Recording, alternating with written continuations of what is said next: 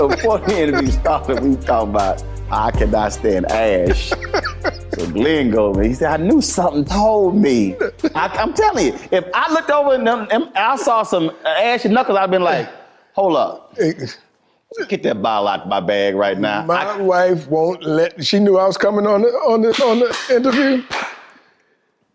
Next thing I know, there was a travel bottle of Nivea. Hey, dog.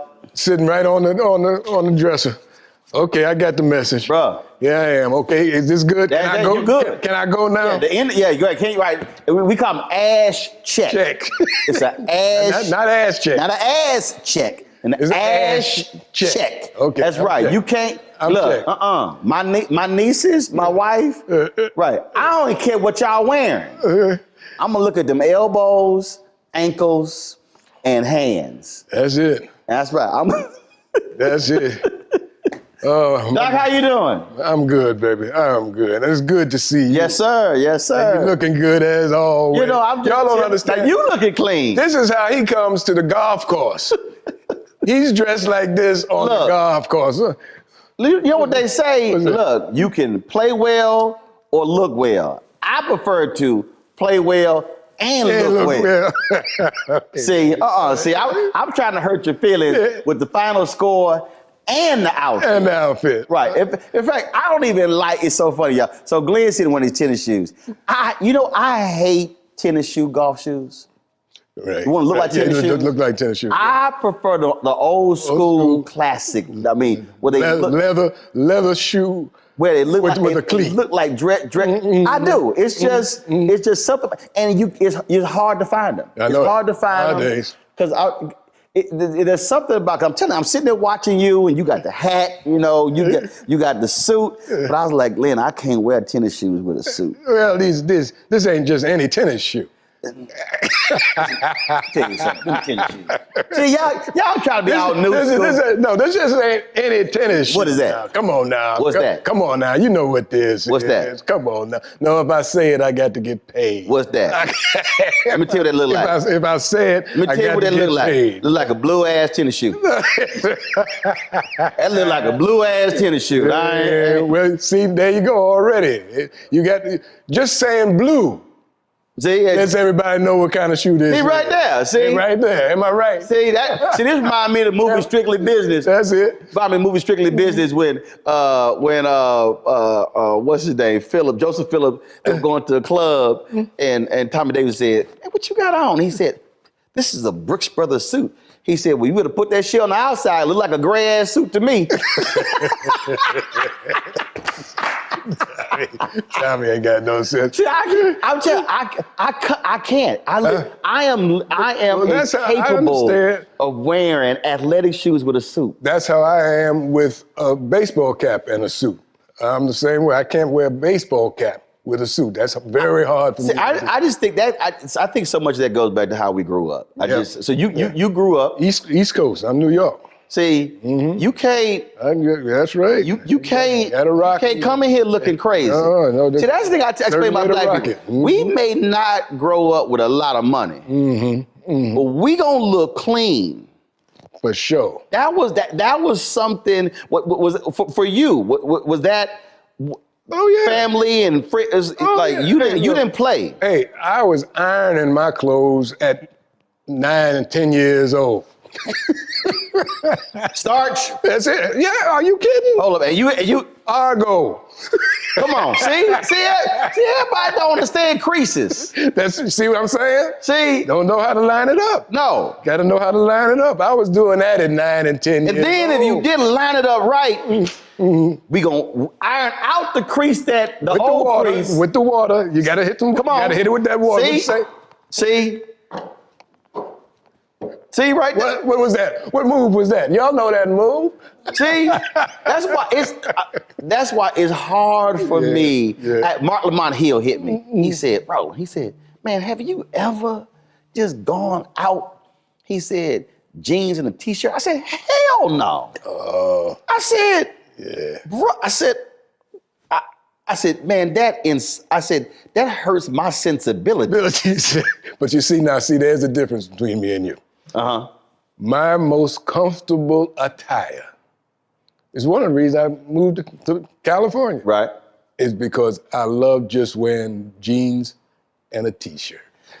I'm that simple. If you ever, I'm telling you, if you ever see me in jeans, that will be cowboy boots on. Well, you see me with them cowboy boots on. Oh yeah, yeah. You know that. Yeah, we know that. I don't have to go there on that. Right, we know that. But that's my most comfortable attire. Jeans and a t-shirt. I took some meetings out here. This was several years ago.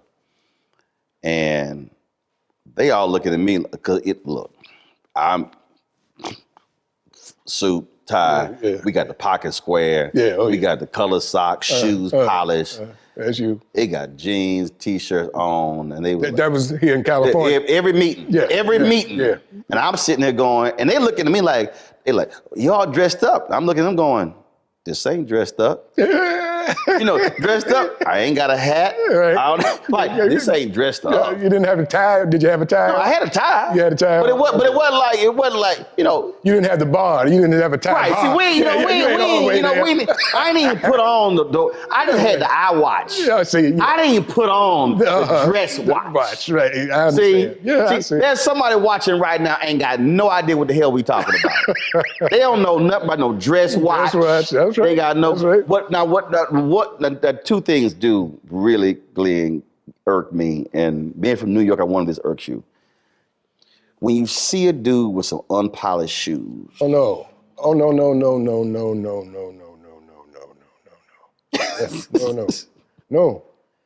No, I don't care if you got on jeans.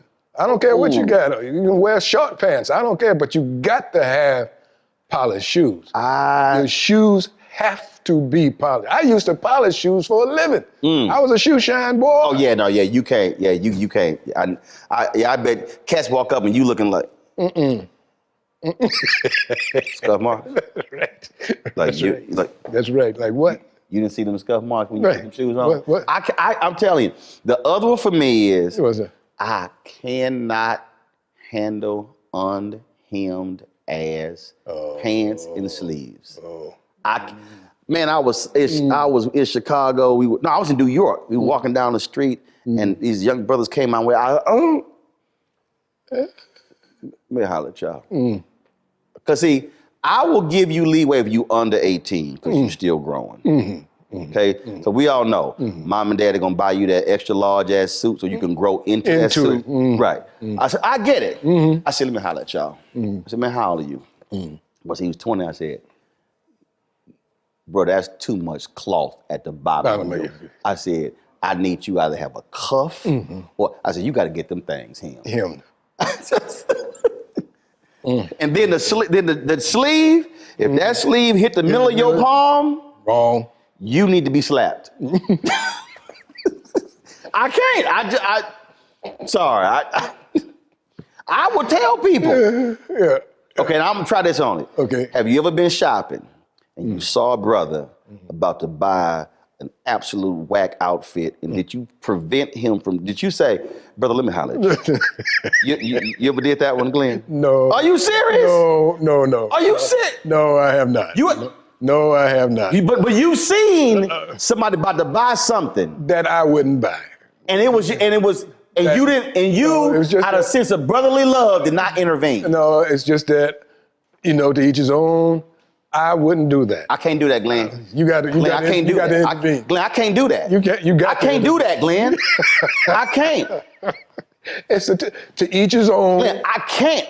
Maybe he sees something I don't see. As a black public service, I cannot do. I'm telling you. I was in the store, and the woman was a clerk, and this brother, and I said, I was sitting, I'm trying to shop, and I'm trying to avoid my peripheral, and I was kind of like, shit don't go together. And I was like, and I'm trying to buy this tie, and I'm like, say, bro, let me I can't let you walk out the store with that. No, you just can't. Get your eyes. I said, I can't. I said, I can't. I said, look, she don't know what she's doing. I said, she just trying to get to say. I said, I can't do this. But your best, she ain't looking out for your best. I said, I can't. I said, I can't have a bunch of women out there laughing at you when they see you walk into the church. I said, I can't. Can't do it. I said, bro, that don't go together. Yeah. I completely, I need you to get rid of that. I need you to get rid of that. Oh, no. I said, this shirt this tie, this jacket, pocket square. Bro, did he do it? Oh, hell yeah, he did. He did? He was a brother. Uh-huh. We had Nordstrom's. White guy. Mm-hmm. I got a problem when women shop for men, which means that man ain't been trained right. And so we're in Nordstrom, and this dude was probably, he was in his, this like his 30s or something. His mama. I'm like, your mama shopping for you? I'm trying to mind my business. See. And I overhear the conversation. And so, this is what you hear. I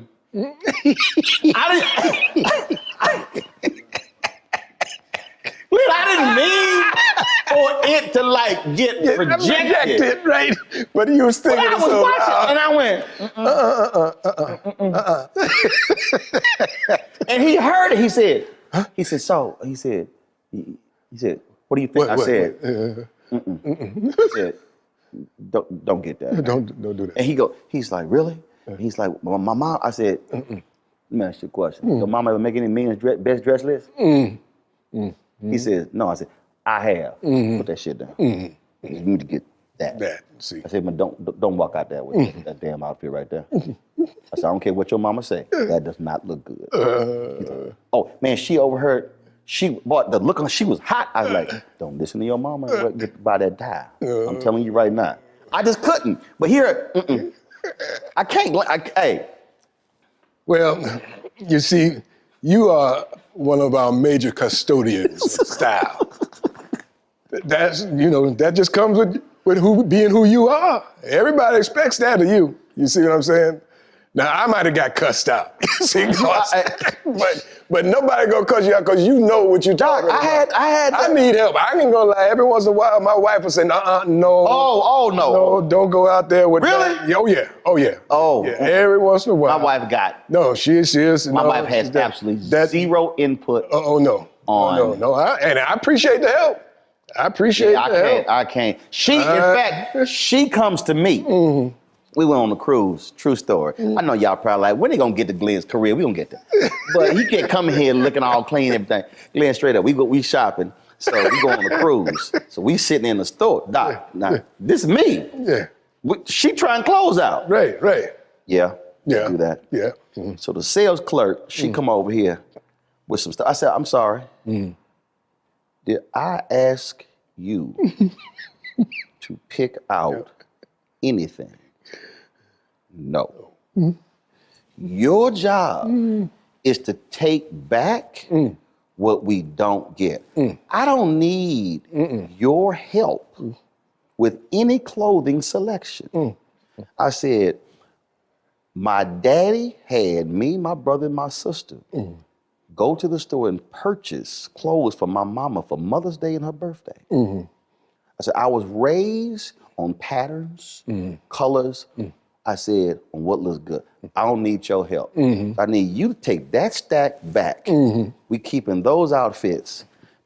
Yeah, now that outfit look good. Go ahead. That one, yeah. Right. Yeah. Wife ain't saying nothing. She's like, I'm like, baby, I don't need your help. I just keep going. I just take that stuff. That's it. Because they think we don't know what we doing. Because they run up on way too many men who walk in the store. They look good. Cause see, I had a black man who was like, son. He wouldn't let me walk. He wouldn't let me walk out the house when it was in style where you had penny loafers and no socks. He said, no, your ass ain't walk out the house with no socks on. No, you gotta put socks on. So we put the socks on and we took them off. We got in the car. We went, but he was like, your ass ain't walk out the damn house with no socks on. Oh, and a belt. Dog, we literally had a sock check, a belt check. He looked over the whole lot. Yeah, we can go to church now. Oh yeah. See, so that's hey, that's in your DNA. That's how I was raised. And Glenn, one of the greatest moments ever in my life was taking my dad shopping for Father's Day. The role reversed. I picked everything out. We in the store. And so I was like, yeah, he's like, oh, the blazers good. I said, blazers look good. Okay, this combination shirt. So the sales dude, I said, I need you to go get that tie off that mannequin across. He said, that's not gonna match. I said, I did not ask your opinion. I said, go get that tie. So he brings it back. I put it with the shirt. I said, do you see how that color in the stripe in the jacket, it got pulled out? I see your ass didn't see that. I did. So so here's my daddy standing there watching me put the jacket, the shirt, the tie, the pocket square, and the cufflinks together. And he looking like a proud dad, like, that's exactly what I was doing. See? So he saw the fruits of his labor.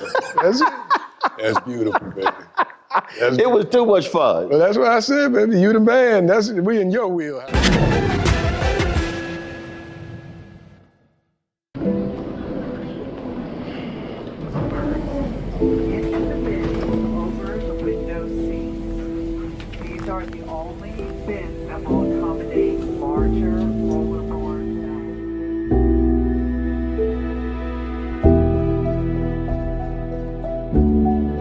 Put 10 in here? 10, and you don't come out till you die. And you eat him, you poop 10. Oh my God. So what?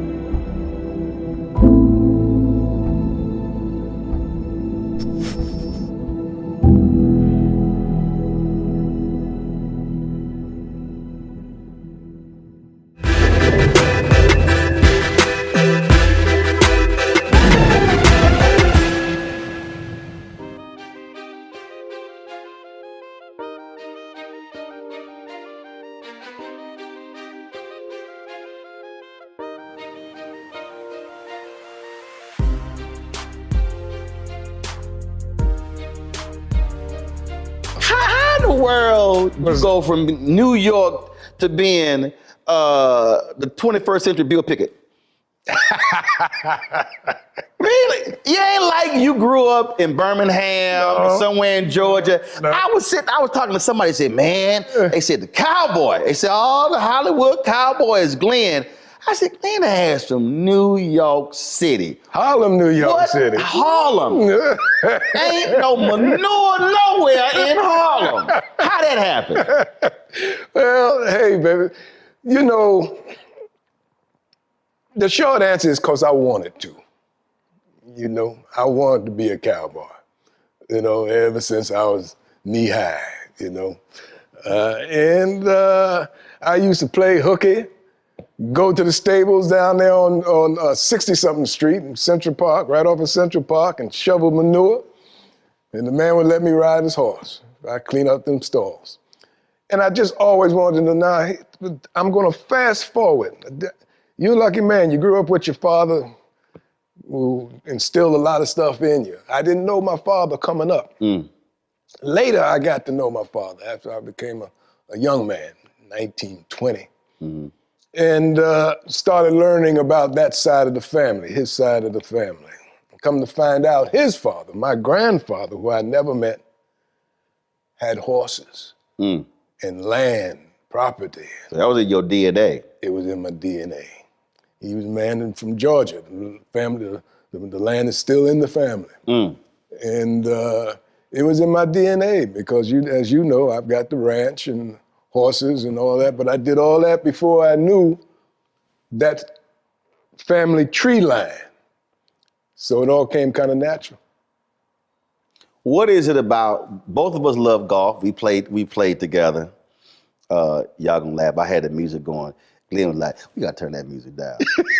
Cause I can't have soft music. No. Yeah, well, no, well, yeah, See, but if there's a volume limit on the speaker. You got everybody out there like this, over the ball. Come on, but golf is rhythm.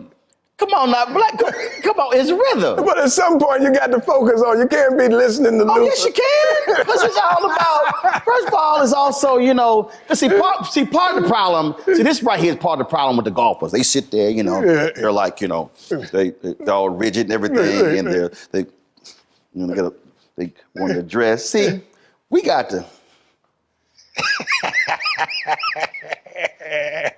You know, see, it's a whole different.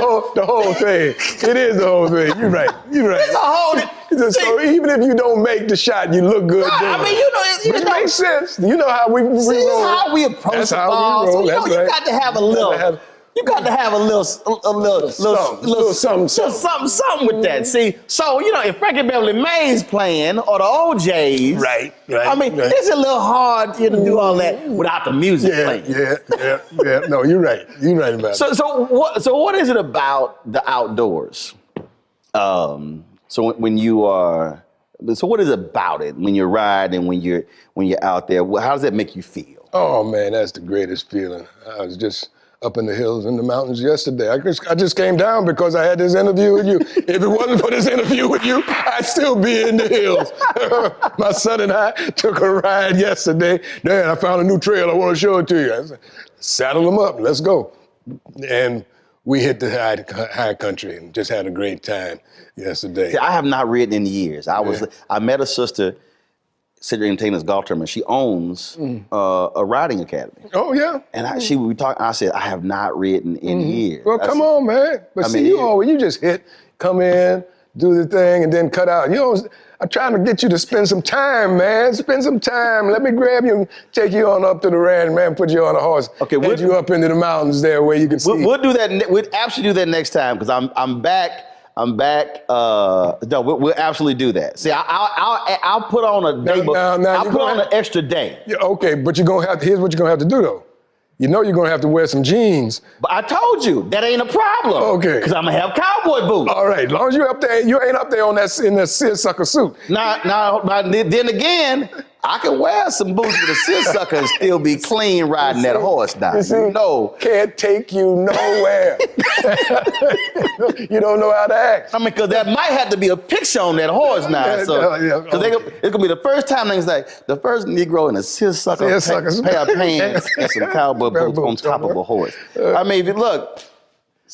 If you want to rock it, it's you, baby. But I'll do it because I got about 15 pair of cowboy boots now. I'm native Texan now. All right, yeah, because you're from Houston, right? Born and raised. Yeah, all right. Born and raised. Yeah. Born and raised. All right. So how did you? So here you are. You're in Harlem, and being this love affair with horses.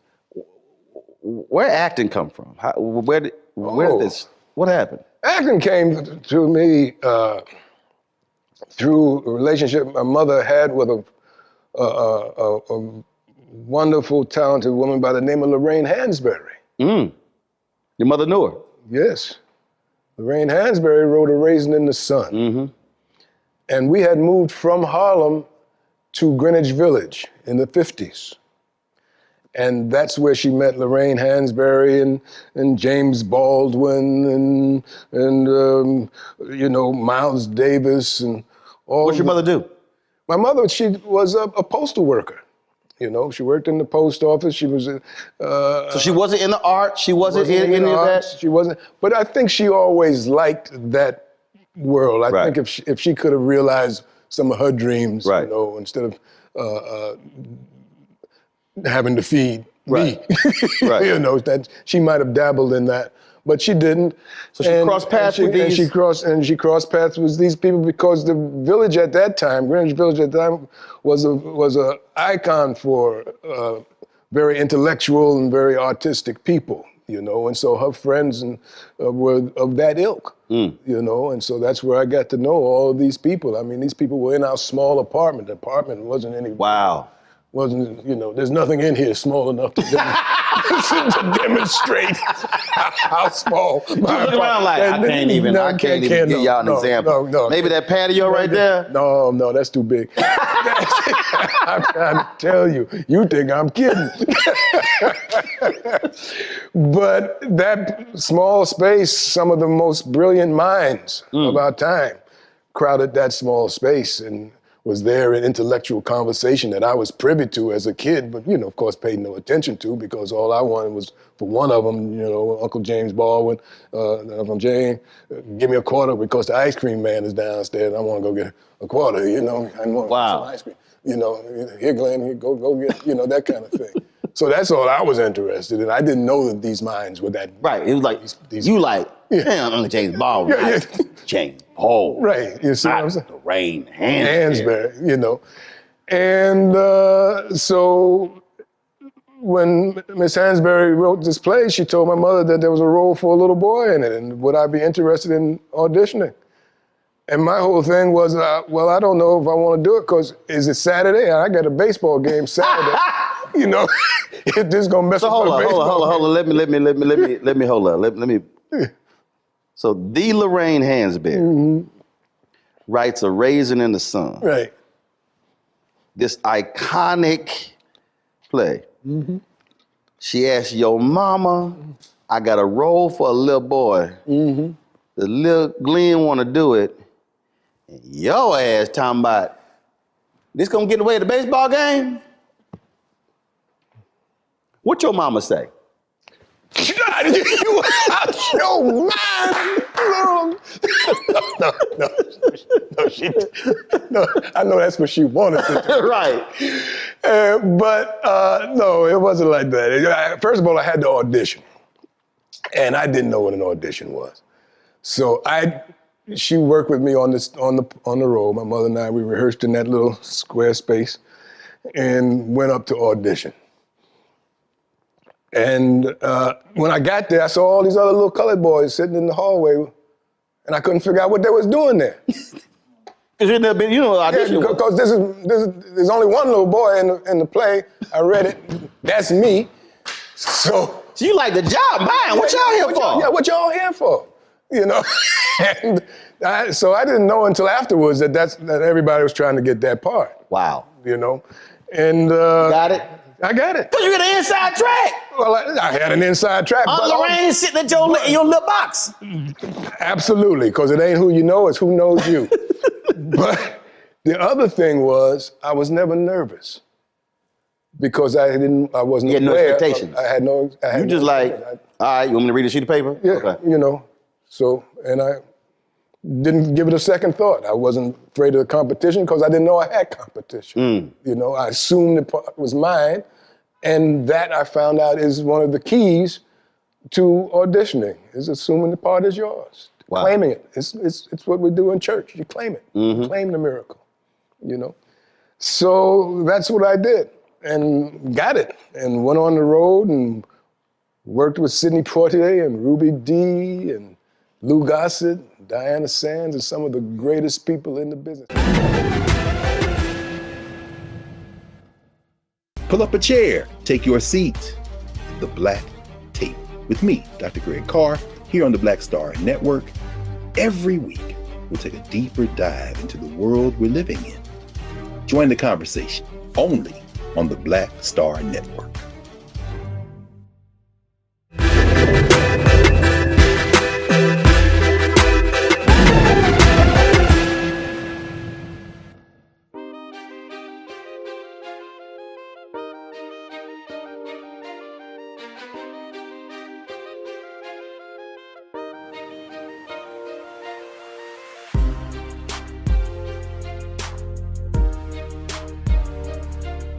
One of the great things about the business, people always talk about, you know, the fame and the glory and all that kind of stuff. But that's secondary to some of the other things of like who you get to meet. That's right. In this business. That's right. Where you get to go as a result of this business. You know, like meeting you and meeting, you know, Lorraine Hansberry or Diana Sands or Ruby Dee or Sydney Poitier. I met Dorothy Dandridge, you know, and Pearl Bailey, you know, and some of the greatest people that you ever met. Sammy Davis Jr., you know. Now, these are names that maybe some of your viewers don't even remember, you know. But we're talking about iconic people. But these are iconic people. And you're remembering just the conversations, just the fun, just not ooh, this the work, but just the stuff that's off screen. Yeah. So my character's name in the play was Travis.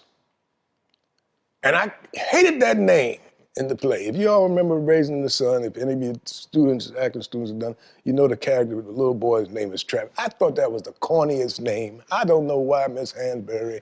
You said I ain't never met no black Travis. I ain't never met no black Travis. That's exactly what I said. That's exactly. So I couldn't stand the name. So we doing the play, we rehearsing. And we all break for lunch. We go to lunch, and I'm hanging with the adults. And Sydney Poitier, Ruby D, I think Ivan Dixon, and maybe it was Diana Sands, we all go up to a restaurant to have lunch. It's a loud restaurant, very loud. And all of a sudden, this restaurant gets deathly quiet. Just a hush comes over the room. And we stop and we look around, wonder why it's gone so quiet. And then all of a sudden, Sydney looks over and he stands up. And he holds his arms out, and this gorgeous woman walks across the room, right into Sydney's arms.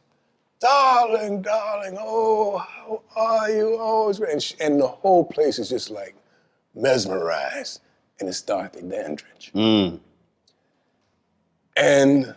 I'm only 12, but I'm like,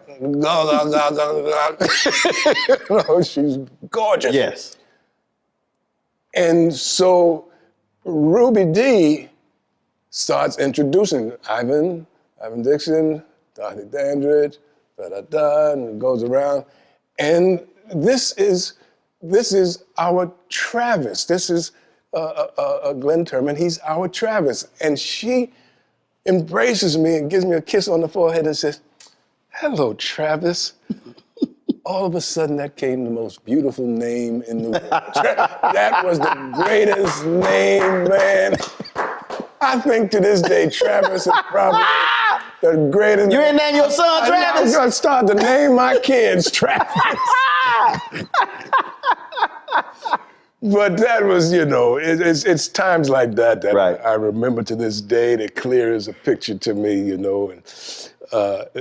some of the icons that I've had the great fortune of meeting. Well, that's how it was when we talked when Cicely Tyson passed. Mm-hmm. When you told the story, and I cracked up laughing when you said, was it you tried to sing, and Cicely was like, "Don't do that."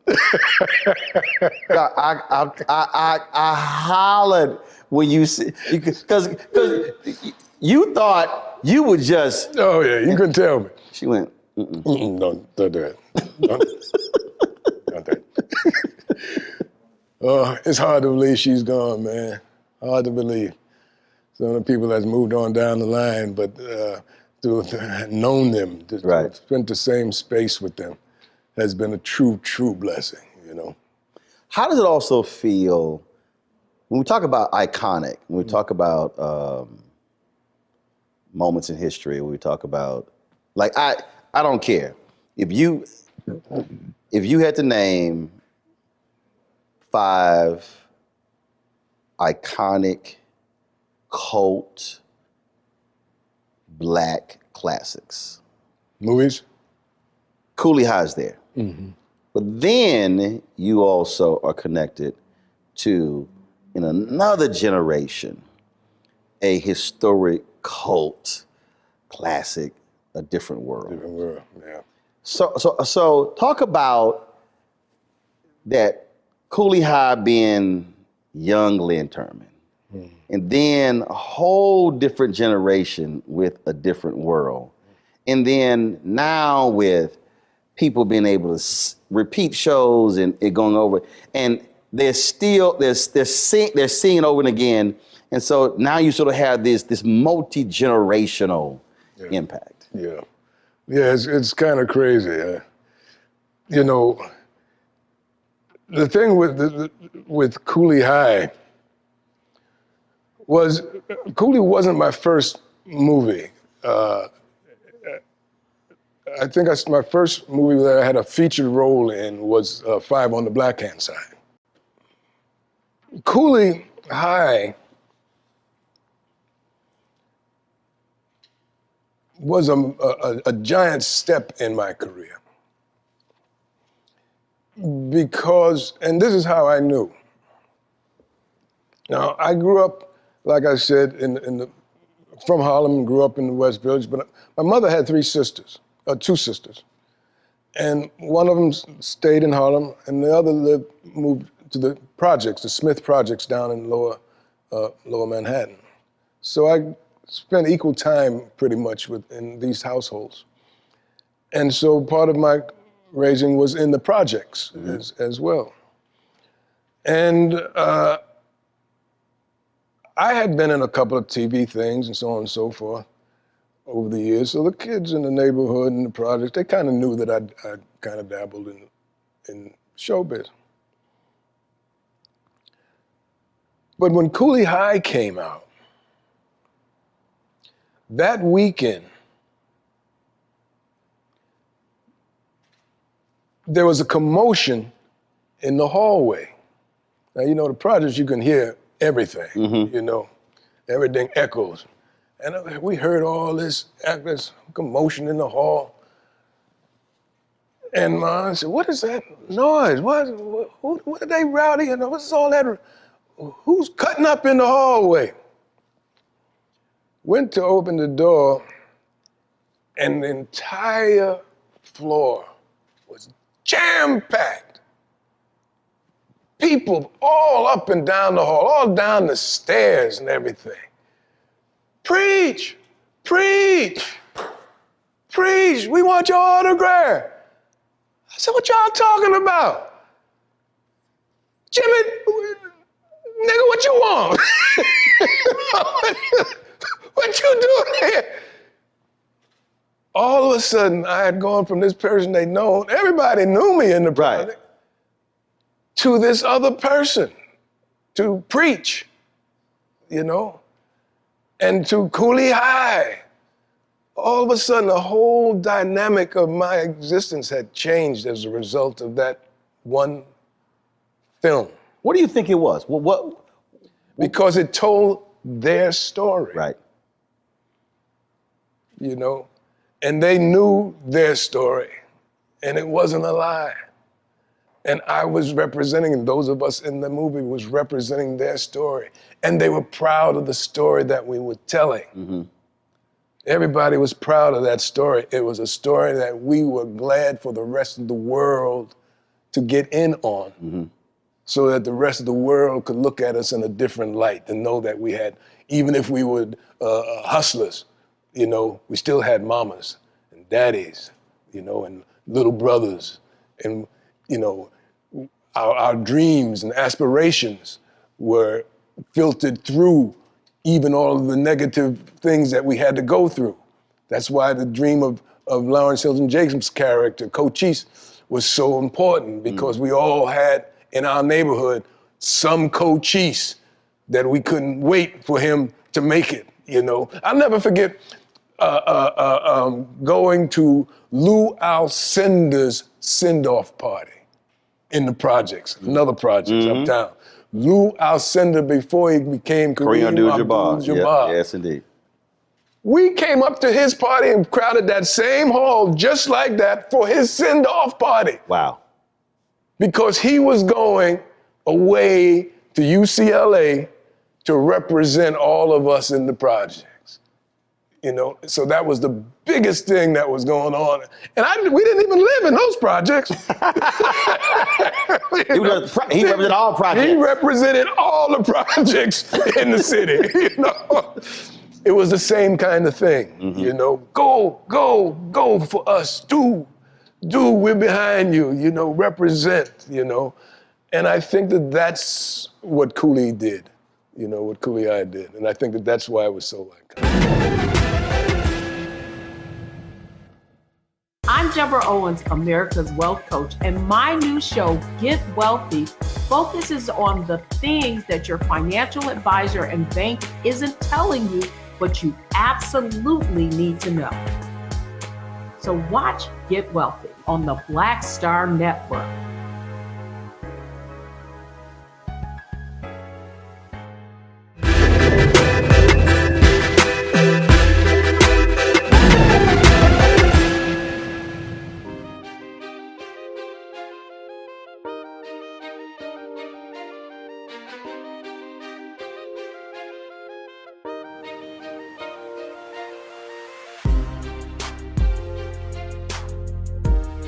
So I have again, people who come on my show, that there are 5 movies that if they have not seen, they can't come back to do my, straight up. Really? I've had people come, if you ain't seen Cooley or Car Wash, you cannot come back and do my show. Yeah. Unless, I pull black cards. I do. I'll bust you on the show. I say, you can't come, I would tell them, you cannot come back on this show unless you have seen these 5 movies. Yeah. That's it. And so Cooley High and Car Wash are 2 of those movies. I tell them, I said, no, I don't care. They like, Cooley High, man, that's so long ago. I was like, y'all still see Casablanca? Yeah, you see? You see? I said, I don't want to hear that. That's right. I said, no. I said, so that's one of them. When you think what? And before I ask the question, I'm quite sure it's going to be something a lot of us haven't seen. I ask music artists all the time. When I ever ask them what's their favorite album, typically it's an album that a lot of people didn't hear because it meant something to them. For you, what would you say? All the things have you done? Movies, television, stage, all of these things. What was the most satisfying and fulfilling role for you?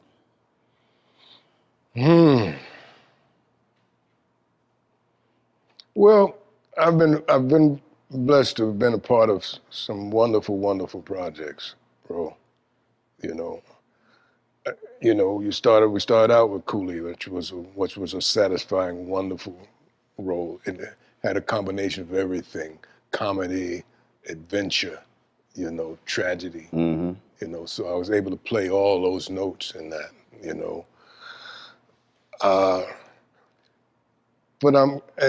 of course, Ma Rainey's Black Bottom is a wonderful piece to be a part of for various reasons.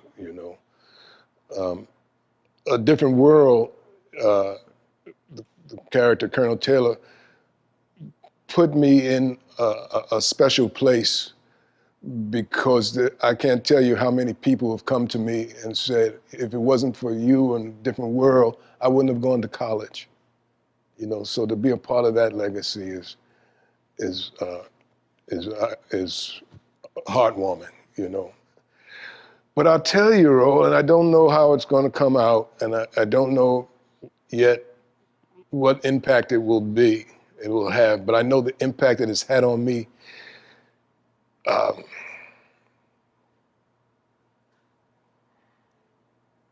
Playing a character named Mose Wright in a project that I just finished not too long ago. In a series called Women of the Movement. And the first series is about the Emmett Till story. And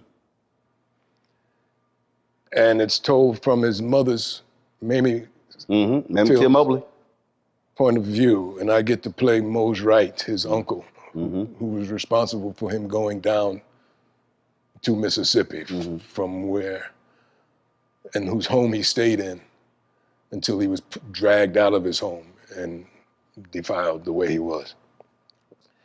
I tell you,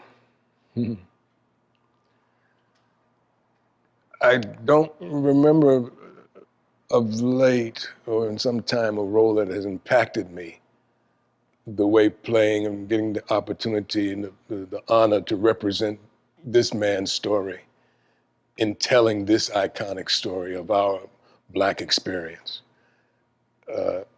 We had 4 women directors that were just amazing, and a script that is amazing, and I can't wait for your public to see this story. Please do not miss Women of the Movement. What would you say was the absolute most fun, just outlandishly fun? I think I know what it is. Wait. I'm let you. I tell you what, I had a hell of a lot of fun doing. I mean, Cooley was, of course, fun. It always makes its way to the list of most things. But I did a movie with a dear friend of mine named Max Julian. Mm-hmm. And we did a movie called Thomasine and Bushrod. And I got to play a Jamaican or West Indian cowboy named Jomo. And Jomo was bad. Jomo was a bad dude. And we had so much fun with Vanetta McGee, Max Julian, Jason Bernard.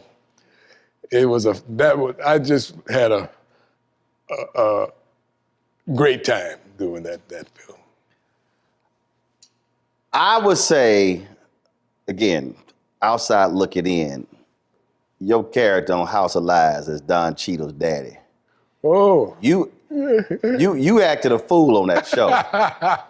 They did not let you play the old black man. And you like, now look, you were a little frisky. I got a little frisky. got a little frisky on that. House of Lies with Don, Don was just great, and we had so much fun together, and I was honored when he asked that, they asked who he wanted to be his father, and he chose me to play the role, And we just had a great time, Kristen Bell, she's a sweetheart, and a wonderful, wonderful cast, And I got to direct. All of the webisodes. They did several webisodes for that show, for Showtime. And I got to direct those, so that's always, a nice bonus thrown into the cake, because that's what I do as well, What have you not done that you would want to do? I'm working on my Western. I haven't done my Western. I'm working on that. Really? Yeah. Now we got... we're getting close to it, too. So it's a Western. It's a Western. It's a good old-fashioned Western. Because we got, sitting on the other side of that wall, Mr. Posse over there. Mm-hmm. So, but you said my Western. What's unique about your Western? My Western is steeped in things that they not necessarily do anymore. In other words, John Ford, great director, one of the major characters that was always in a John Ford movie, along with, John Wayne and, Ben Johnson and all those other iconic guys. One of the stars of their shows was the backdrop. Yep. The scenery. The scenery. Yep. Was the life on the range, was the dust, was the wind, was the grime, were the twisters and the tumbleweed and all the things that, if you ever spend any time on the range, you got to come to terms with. Those elements will interfere with your plans, enhance your plans, destroy your plans, put your plans on hold. You're at the mercy of the land. You're at the mercy of the land, And that's grit. That's true grit. And when I do my Western, that's part of the world that I will be addressing. You say you're close? I'm close. For a person out there who is in this business, who wants to be in this business, what do you tell them that they must have in order to make it not a quick, successful career, but a long, fruitful one? What do they need? My quick answer to that is an old saying I've got. It goes, a lean dog runs a long race. But all I mean by that is try and carry as little baggage as possible. Especially up here. Don't give yourself any unnecessary baggage. Because, first of all, you never know when opportunity will present itself. So you've got to stay ready to keep from having to get ready. And if you've got to... Right. It's clutter. Okay, get all that clutter out of the way. It's hoarding. The chance is gone. It's hoarding. It's hoarding. See, I tell people, I'm not a sky cab. I don't carry luggage. Yeah, see. See. So I tell people, I don't carry luggage. I don't, because it is, because not only does it weigh you down, it then everybody around you, and I think it prevents you from thinking. It prevents you from making clear decisions. Or to me, baggage affects my creativity. It gets in the way. So that's, I mean, some of my folks I work with, they're like, man, you don't care about other people around you. I said, no, that's not true. I said, but when we come to work, I said, even when I'm at work, wife is not here. Parents are not here. Brothers and sisters are not here. I said, this is what I'm here for. This is what I'm here for. And if all that other stuff is present, I said that I can't be fully present. That's right. And it may seem hard on some, and it takes its toll. Don't get me wrong. That kind of lifestyle does take its toll. So that's why I tell people, if you're not ready for this, don't get in it. Right. Don't get in it. You got to be in this because you can't help it. Right.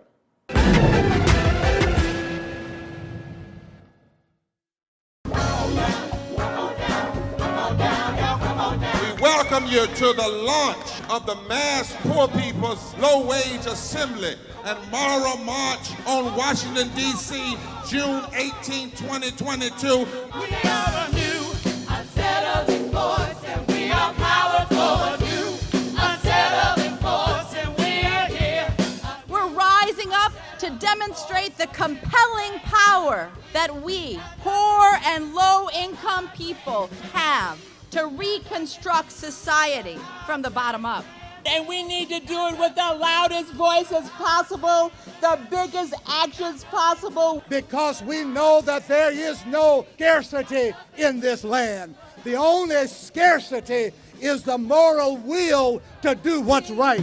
Hold on, just a little while longer. We are those with sub-minimum wage jobs who can't afford sky-high rent. People with disabilities are the fastest growing minority group.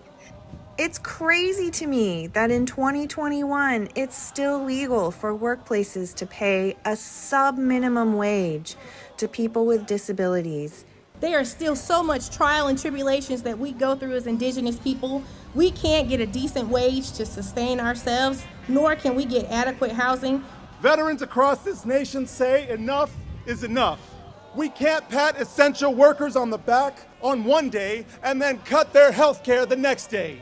Health is a political choice. What more do I need to do to prove that my voice is just as valuable as anyone else's?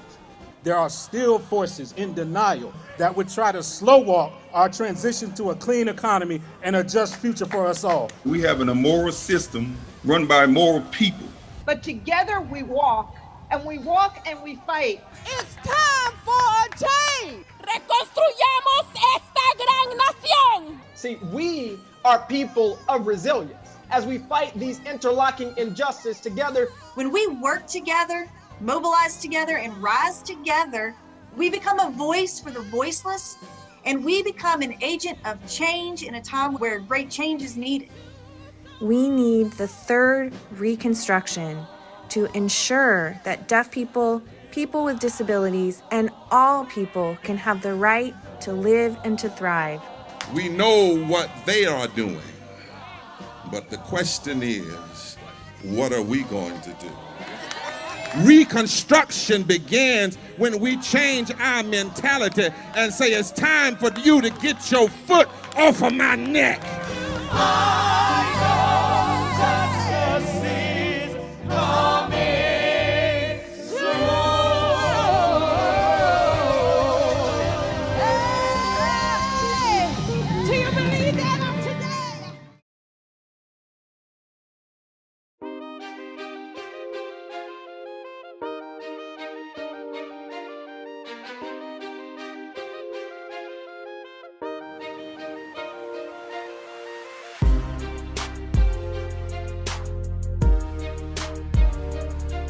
Tashina Arnold said after Martin ended, she said it was another decade before she got another sitcom.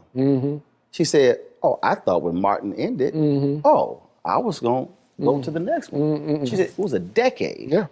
So for you, how have you dealt with, for lack of a better phrase, how have you dealt with rejection or no? How have you dealt with someone saying, you're not the right fit for this particular part? What got you through those moments? Well,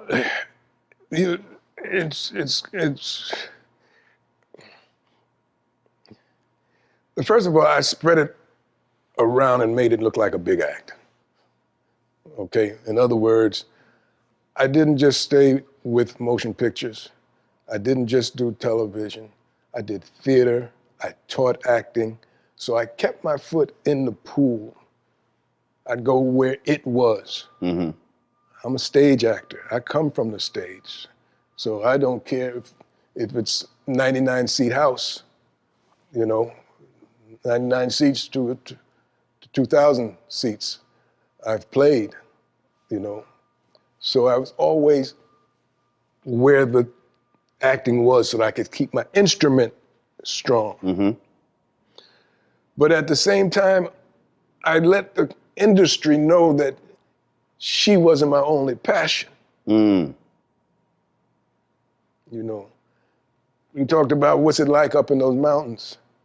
That's my other passion. What's it like training a horse?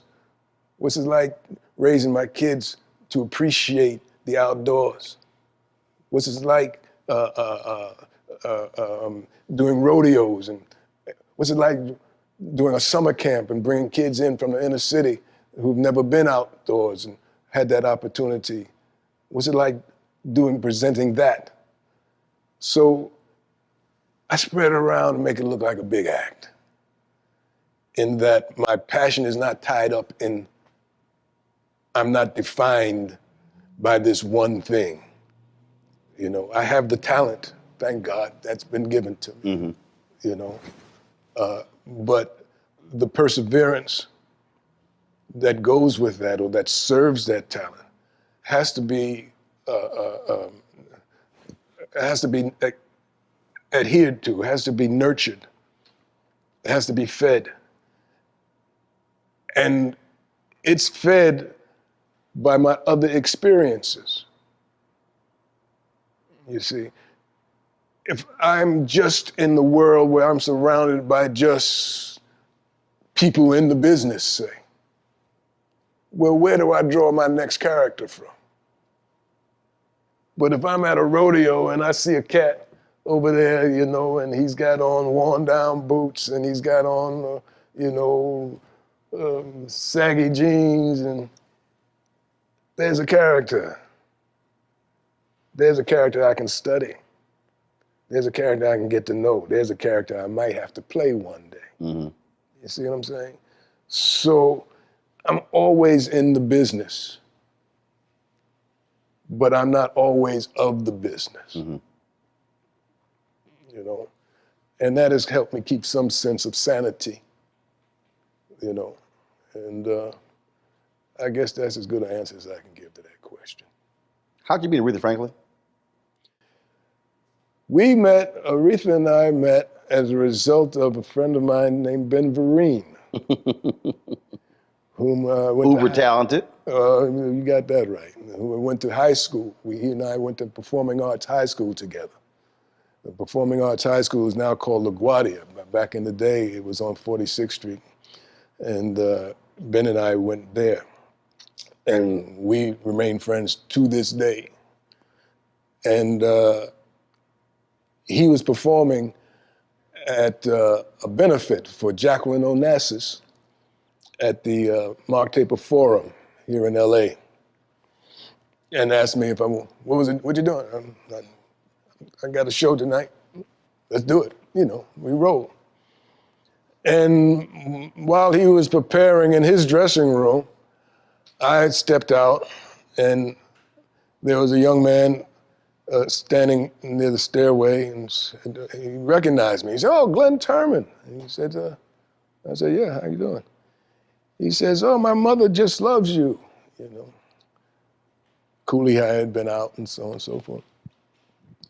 I said, "Oh, great." I said, "Who's your mother?" He said, "Aretha Franklin." I said, "Oh, whoa." I said, "Well, where is she?" She said, "She's up here. Come, let me introduce you." And he took me backstage to her dressing room. And she was standing in the mirror in front of, you know, the lights go around the star mirrors, and dressed in white and getting ready to perform. And she was standing up and she saw my reflection in the mirror, and she gave a little, you know, and I gave a little, The mutual admiration. Oh yeah, for sure, for sure. And we met, and there at the theater that evening, and she expressed at that time that she wanted to. She had moved to California, and she wanted to take lessons in acting. She wanted to do some acting. And I was, like I said, I teach. Right. You know, I'd been teaching for 12 years.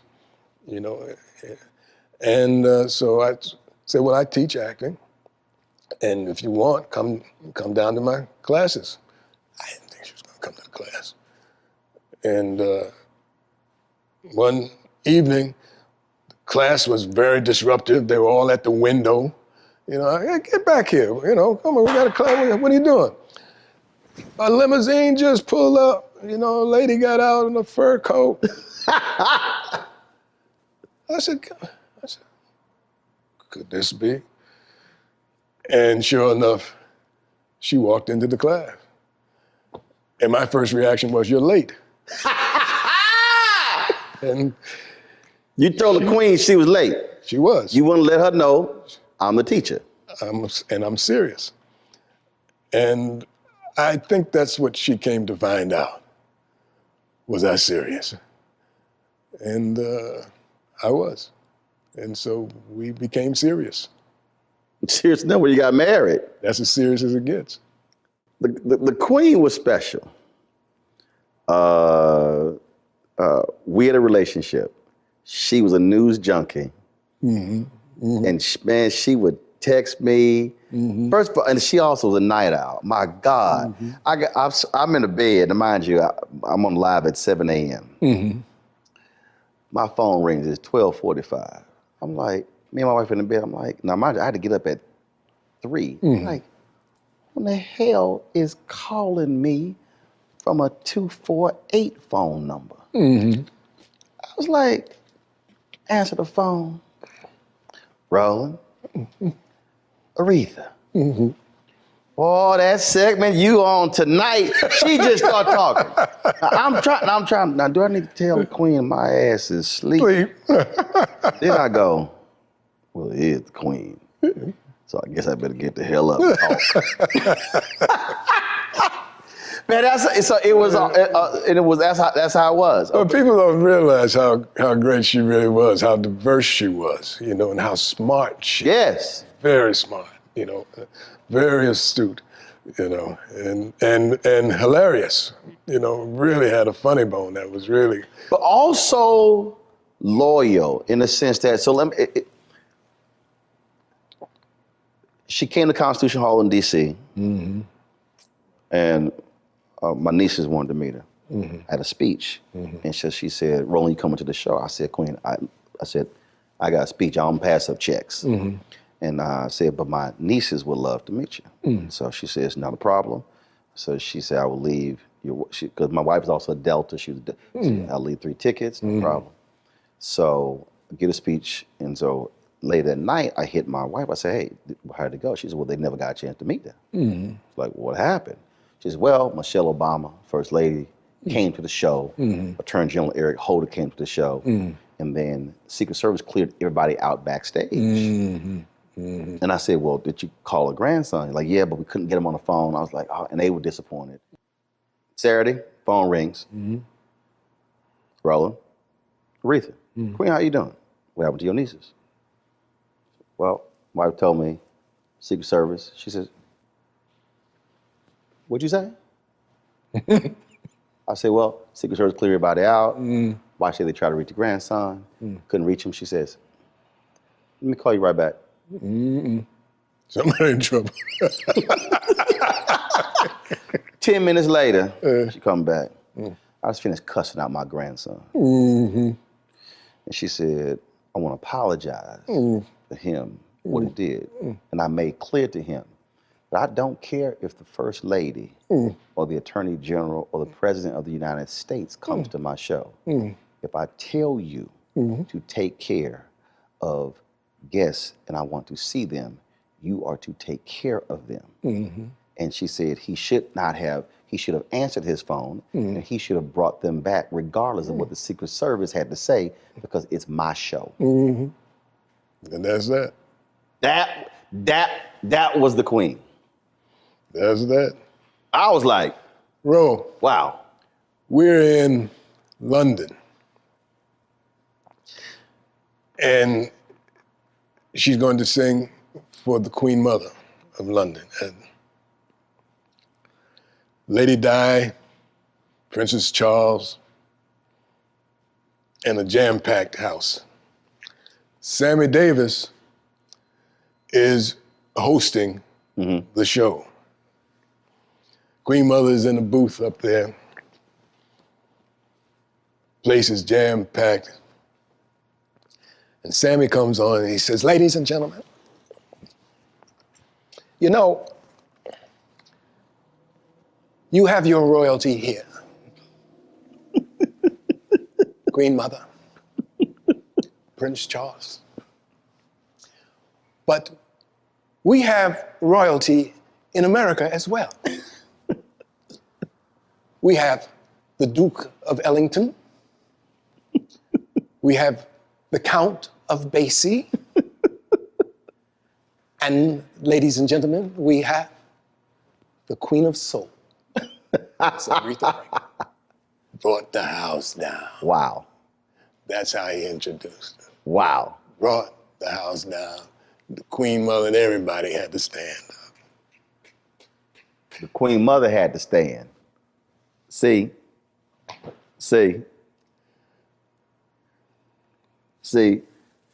some folk on a whole different level. That's why when you were talking about Sydney Poitier, sort of like when you, that look that you had when he greeted you with the dandruff. All these years I never met Sydney. And then when they announced that he and Harry Belafonte were going to present at the Image Awards, I called Harry and I said, I got to meet. I've never met Sydney Poitier. And it bugged me that I never met Ossie Davis. I met Ruby Dee. Yeah. Yeah. Got a chance to talk to her many times. Yeah. But not Ozzy. Ozzy was cool, good. So they come out stage to present. Everybody, the show's going live. I get up. I said, I'm going back. I'm not going to miss him. So I didn't care about presenting. I get up. I go backstage. So I'm waiting for them to come off. And he comes off. I just walk up. Mr. B sees me. Roland. He introduced me to Sydney. And I said, Mr. Poitier, finally glad to meet you. No, we've met before. I'm like, no. I would remember meeting you. He said, no. You and I have met before. And I go, how? I know you through television. And I just crack up laughing. And they walking him out, and he stumbles. And I catch him. And so I put my hand, and so I walk him out to his car. So about a month later, my phone's blowing up. TV One is emailing me, calling me, Roland, Sydney Poitier's trying to reach you. And I was like, well, give him my number. Why the hell y'all calling me? Right. This Sydney Poitier. Right. This ain't like this Sydney Jones. What part of I was like, don't you understand? Give him my number. Right. So they give me the number. So I call, and it was his office. And he comes on, and he said, I want to thank you. He said, I just had surgery. I was still unstable. And so I want to thank you for holding me up and walking me to the car. And he then begins to say, I want you to know, he says, wow, I enjoy watching you. I'm sitting, and he says, there's no backup in you. Glynn, I'm just talking about this same thing. You talking about royalty. This is Sydney Poitier telling me what he appreciates about me. Doc, I'm about to start welling up. So I have to go like into my reporter mode. So when you in your reporter mode, you have no emotion. You don't feel, you see, you report. So I immediately just open my laptop up and I just start transcribing what he's saying.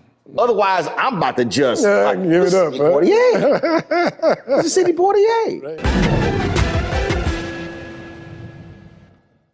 Hi, I'm Dr. Jackie Hood-Martin, and I have a question for you. Ever feel as if your life is teetering and the weight and pressure of the world is consistently on your shoulders? Well, let me tell you, living a balanced life isn't easy. Join me each Tuesday on Black Star Network for A Balanced Life with Dr. Jackie. We'll laugh together, cry together, pull ourselves together, and cheer each other on. So join me for new shows each Tuesday on Black Star Network, A Balanced Life with Dr. Jackie.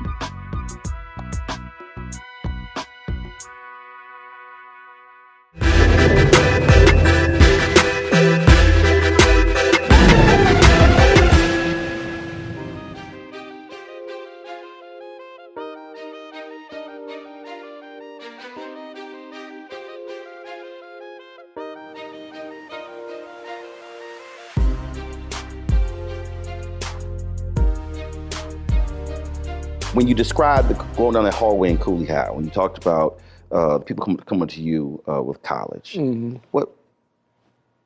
talk about what Black love feels like. When what I just described with Sydney, when it's happened to you, when people, and you don't know, and you've never met, and they embrace you and hug you. I don't think folk who aren't in our position really, there's nothing like that. Nothing like it. Love. Nothing like it. Nothing like it. You know, I was just talking with my friend publicist over here, and Lillian was saying, boy, you know, this Ivy Park campaign that you're on now, you know, has really blown up, you know. I said, yeah, I said, it has. I said, you know, and I'm not big on Facebook or Instagram. I don't even have an Instagram, you know. I said, I do have Twitter. I said, God, all these followers and tweets and retweets coming. My God, you know, they just keep coming now. So she's saying, yeah, a whole new generation is being introduced to you through this campaign, you know. And it has been. And some of the things that are being said are so touching because they're saying, you know, we want to give you your flowers now.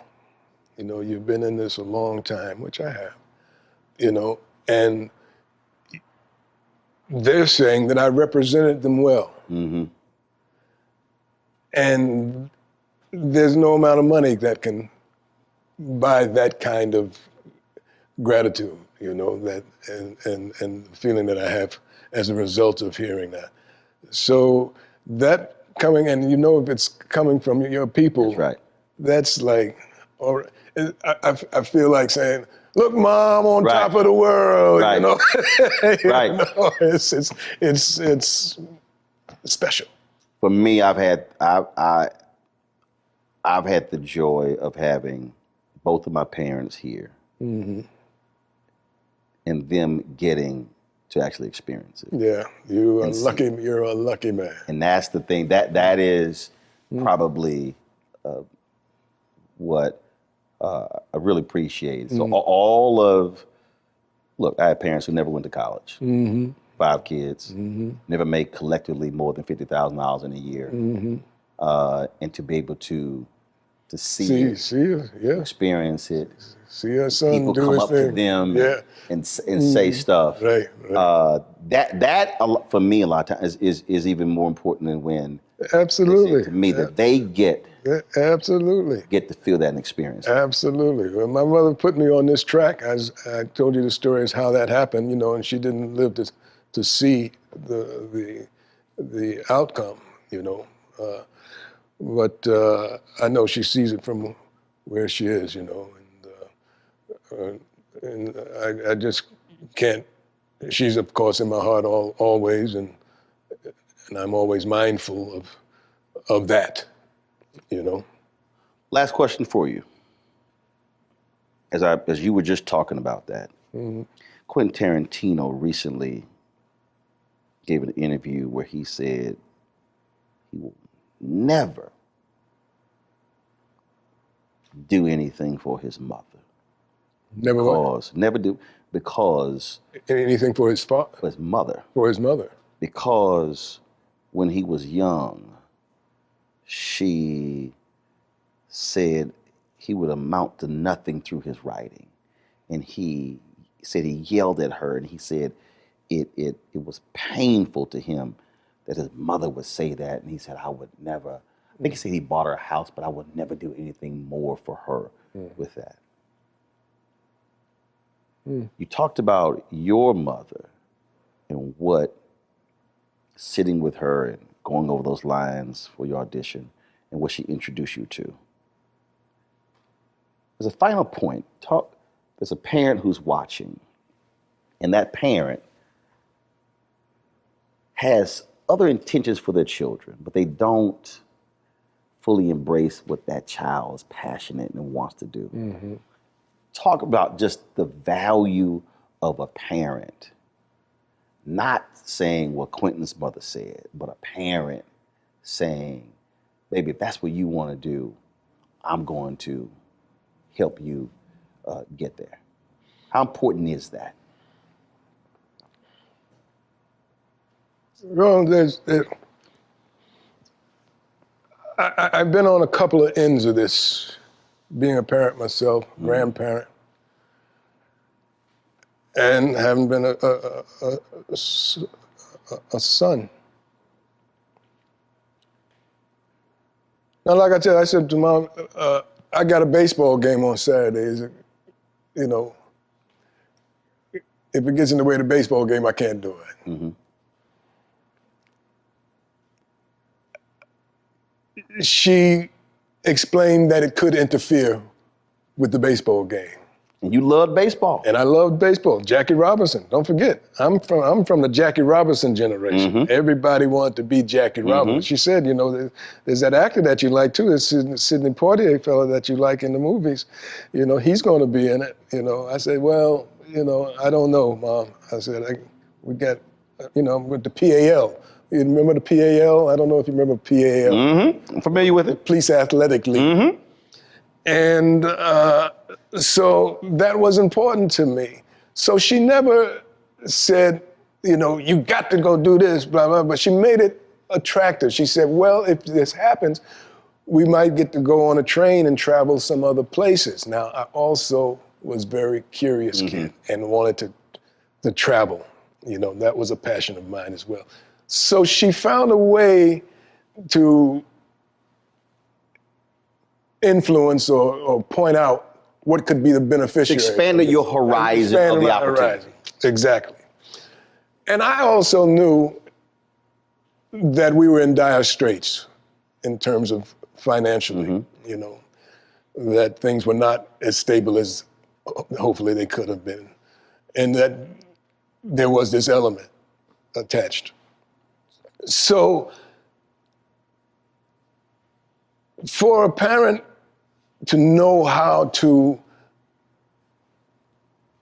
present a situation, an opportunity to your child, you know, is very important as to how you approach that, you know. And the one thing you can't do, and I learned this, is you can't want something for someone more than they want it for themselves. That's right. They've got to want it. They've got to want it. You know, that can be a dire mistake, you know. So in presenting the things that the opportunities that I liked, you know, oh yeah, get to travel. And that was one of the high points of the whole thing for me, was going on the train, got to go to Chicago, got to go to New Hampshire, got to go to Philadelphia, you know, and that whole thing, and looking out the window and seeing the country go by and the whole thing. These are things that I still remember. You've certainly have had your dreams come true, and maybe a little bit more than that. So whether it's acting, whether it's being a cowboy, whether it's being a big-time golfer, I've enjoyed it. Glynn Turman, I appreciate it.